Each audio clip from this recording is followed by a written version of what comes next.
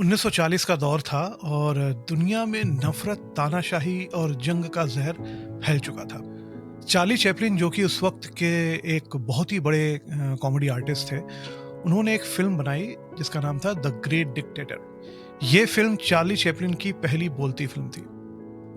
दुनिया उस वक्त जंग की आग में झुलस रही थी और इस फिल्म में चार्ली चैपलिन ने दो किरदार निभाए। एक हिटलर जैसे तानाशाह एडेनॉइड हिंकल का, और दूसरा एक मासूम जूश बार्बर जो तानाशाही के खिलाफ अपनी मासूमियत से जंग लड़ता है। ये सिर्फ एक कॉमेडी फिल्म नहीं थी, बल्कि सत्ता के नशे, युद्ध के विनाश और इंसानियत के खो जाने पर एक कड़ा व्यंग था।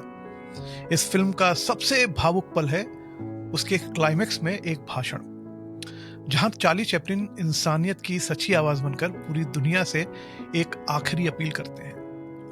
और ये दृश्य बन जाता है इंसानियत का सबसे ताकतवर पैगाम। आज के एपिसोड में हम उस स्पीच का आज के कॉन्टेक्स्ट में कितना रिलेवेंस है उसके बारे में चर्चा करेंगे, और हम कोशिश ये करेंगे कि हमारी जुबान में उसका एक साधारण सा हिंदी रूपांतरण भी हो सके। ओरिजिनली जो वो सीन है, जो स्पीच है, वो अंग्रेजी में है और ऑब्वियसली चार्ली चैपलिन के ऊपर वो शूट हुआ है, उन्होंने उसकी डिलीवरी करी है। तो और वो बहुत ही ड्रामेटिक है, बहुत ही एक जो उसमें ऊर्जा है उस पूरे सीन में, उस पूरी स्पीच में, वो एक अलग लेवल की है। तो ऑब्वियसली मैं उसको मैच नहीं कर पाऊंगा। मैं अपने हिसाब से जो उस पूरी स्पीच का जो हिंदी में जो उसका जो तर्जुमा मैंने करने की कोशिश करी है, उसको मैं अपने हिसाब से डिलीवर करने की कोशिश करूंगा। अगर मैं कहीं पे भी आपको बेतुका लगूं और या अगर आपको लगे कि वो अच्छा नहीं दिख रहा है, तो प्लीज़ मुझे माफ़ करिएगा। ये मेरी एक छोटी सी कोशिश है। इंसानियत का पैगाम। मुझे माफ़ कीजिए, लेकिन मैं सम्राट नहीं बनना चाहता। ये मेरा काम नहीं है। मैं किसी पर राज करना या उसे जीतना नहीं चाहता। मैं सबकी मदद करना चाहता हूं। अगर मुमकिन हो, यहूदी, गैर यहूदी, काले, गोरे, सबकी। हम सब एक दूसरे की मदद करना चाहते हैं। इंसान ऐसे ही होते हैं। हम चाहते हैं कि हम एक दूसरे की खुशी से जिएं, ना कि नफरत और दुख से। हम एक दूसरे से नफरत नहीं करना चाहते।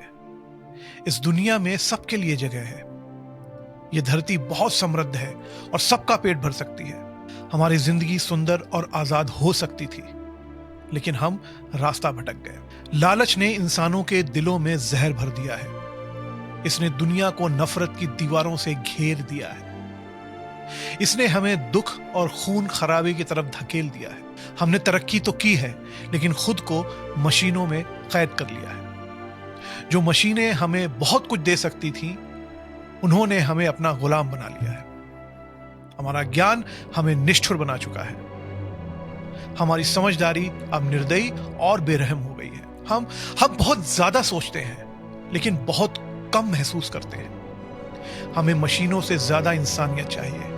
होशियारी से ज्यादा हमें दया और नरमी चाहिए।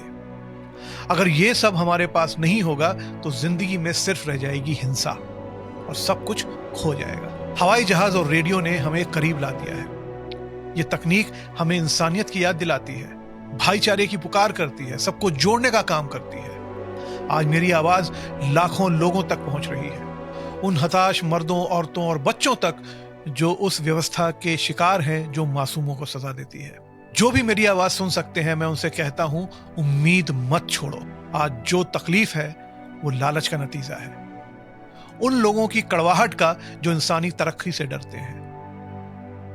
नफरत खत्म हो जाएगी, तानाशाह मर जाएंगे, और जो ताकत उन्होंने लोगों से छीनी थी वो वापस लोगों को मिलेगी। जब तक इंसान मरते रहेंगे, आजादी कभी खत्म नहीं होगी। सिपाहियों, अपने आप को उन क्रूर लोगों के हवाले मत करो जो तुम्हें नीचा दिखाते हैं, तुम्हें गुलाम बनाते हैं, जो तुम्हारी जिंदगी को कंट्रोल करते हैं, तुमसे कहते हैं कि क्या सोचना है, क्या महसूस करना है, जो तुम्हें मशीन बना देते हैं, तुम्हें चारे की तरह इस्तेमाल करते हैं। ऐसे आदमी जिनका दिल भी मशीन है और दिमाग भी मशीन, उन्हें खुद को मत समझो। तुम मशीन नहीं हो, तुम जानवर नहीं हो, तुम इंसान हो। तुम्हारे दिल में इंसानियत है। तुम नफरत नहीं कर सकते। सिर्फ वो लोग नफरत करते हैं जिन्हें कभी प्यार नहीं मिला। सिपाहियों, गुलामी के लिए मत लड़ो, आजादी के लिए लड़ो।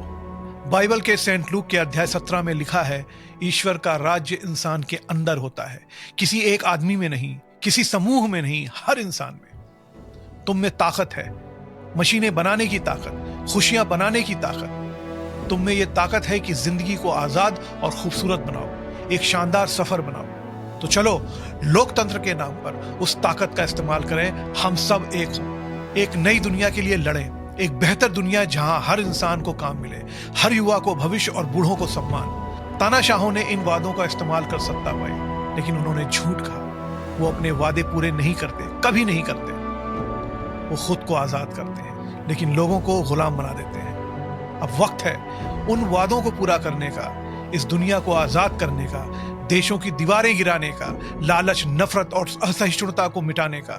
ऐसी दुनिया के लिए लड़ो जहां विज्ञान और तरक्की सबको खुशी दे सके। सिपाहियों, लोकतंत्र के नाम पर हम सब एक हो जाएं।